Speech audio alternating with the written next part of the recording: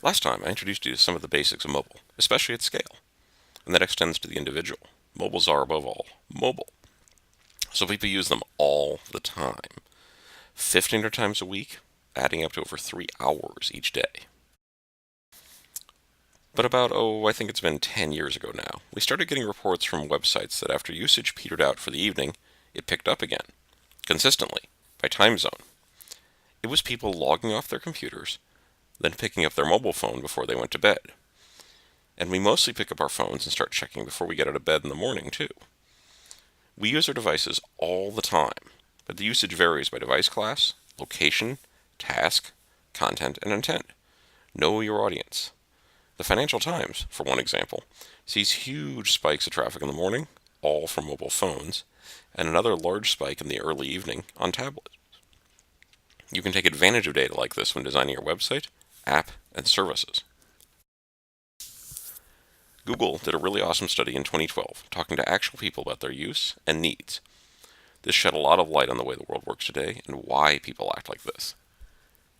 We don't use one device, but switch a lot. And we use multiple devices at the same time. Watching TV while using your phone or tablet is the norm now, but is just one example. You use your phone at work, in front of your desktop computer, and so on. The device we choose to use is driven by our context, where we are, what we want to accomplish, and the amount of time needed. And we keep finding more and more info. This is from research reports I've worked on, but correlates nicely to the Google information and lots of other stuff. We know that the smaller the device is, the more it is used on the move.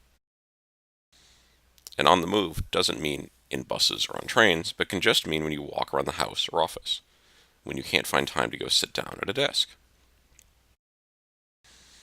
Larger devices are used more like computers, most often on surfaces, in stands. Sometimes with a stylus, often with a keyboard. The mobile won out, turning us all into cyborgs with always on, always connected devices. Devices also recognize you and are always waiting for you to use them. Mobiles are more intelligent than full-size computers due to their sensors and connectivity. They recognize you and can predict what you want based on past behavior. They remember or offer access to memory so you don't have to remember. Keep these attributes in mind as we proceed through the lessons. How can you take advantage of being always on and always connected? By push messaging and gathering data, for example. How could you leverage intelligence and memory? By avoiding the whole issue of difficult user entry with small screens and having the device not even ask for things it already knows or could derive. How can we use the capabilities mobile devices have to fulfill user needs, goals, and expectations? I mentioned earlier that we're mostly designed for touchscreens, and that's clearly important as phones are pretty much rectangles enclosing glass touchscreens. But this phone, and all smartphones, are not just about touch. They have huge numbers of sensors that make them aware of the user and the world they live in. Even today, people regularly discuss how to design for mobiles or wearables, or the Internet of Things, versus normal computers. Well, I say there's no such thing as a normal computer. If you mean a desktop or laptop PC, that's an anomaly of technology. Mobiles are not smaller or less capable, but different and better, I think. Remember a few years back, terms like ambient or ubiquitous computing? Well, we got that with everyone on the planet carrying around an internet terminal. Behind everything, there are wires, radio antennas, batteries, sensors, integrated circuits, resistors, films, adhesives, and many more components. You should know that mobiles are not just magic boxes of plastic and glass, but understand why they do what they do. Let me touch on just a few key ones to give you a taste of the complexity and implications of this. We like to pretend displays are made of square pixels of color, like when you zoom into Photoshop. But this is what a display looks like. And there are several variations.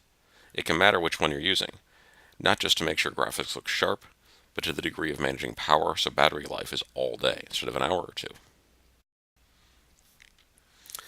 As I discussed in the previous video, always connected is actually one of those network fallacies.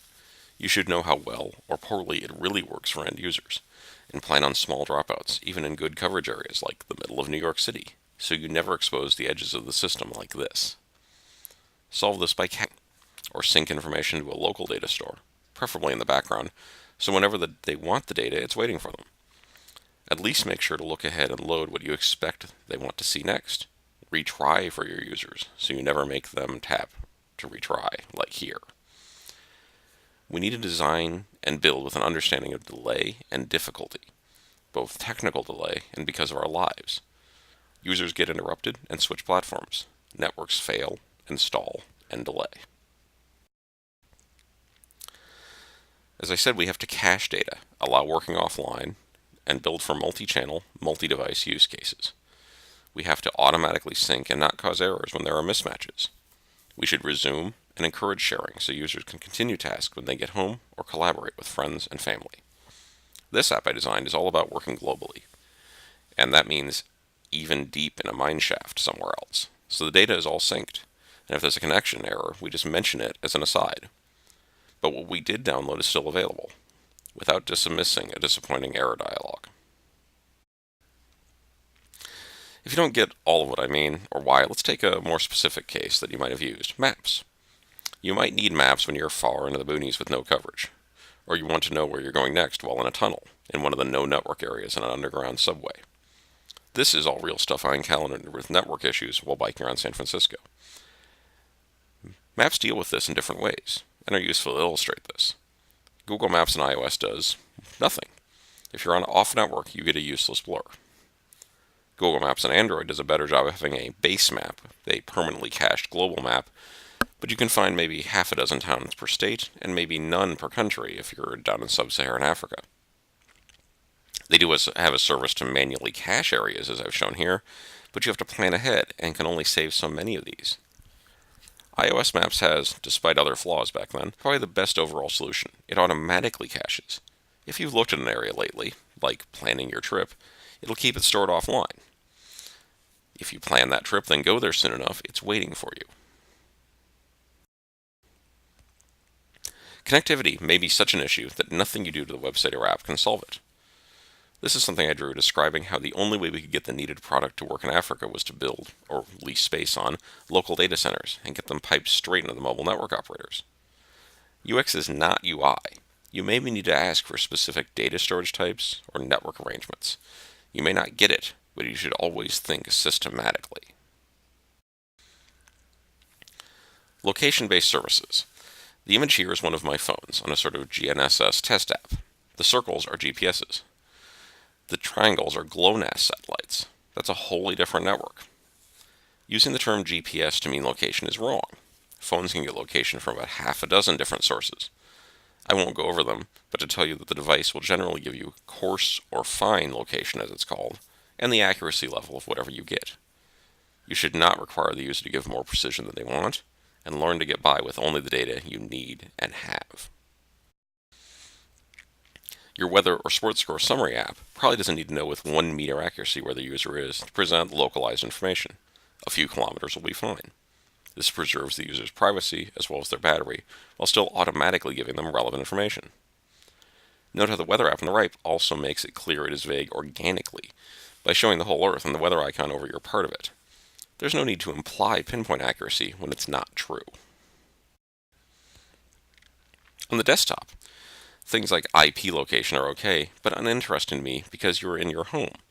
You probably aren't looking for a new place to live or restaurant recommendations near your house, so we have to ask what you want. On mobile, we can assume the user location they want to use, or nearby enough, so the device already knows we can more fully push the information to the user. So if you're building a list of local results, especially a map, don't start with the search box, but the list of results or the map itself.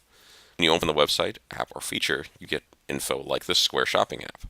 I can see relative to where I am, who I can take my payment method, or get a deal, with literally one tap on the icon for the app.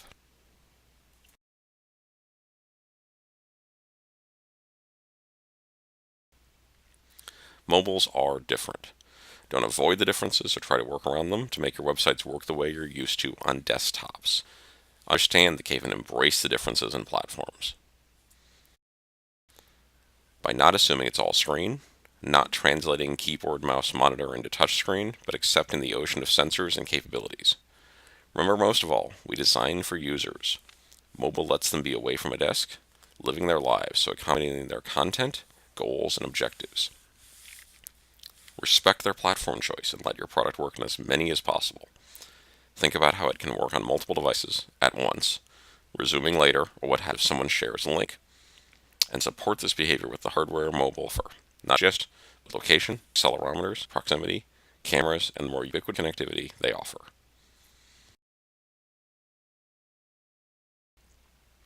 In the next segment, I'll start to talk about those platforms, discuss the differences between web and app, and how you can choose which one to use, if you're even offered a choice.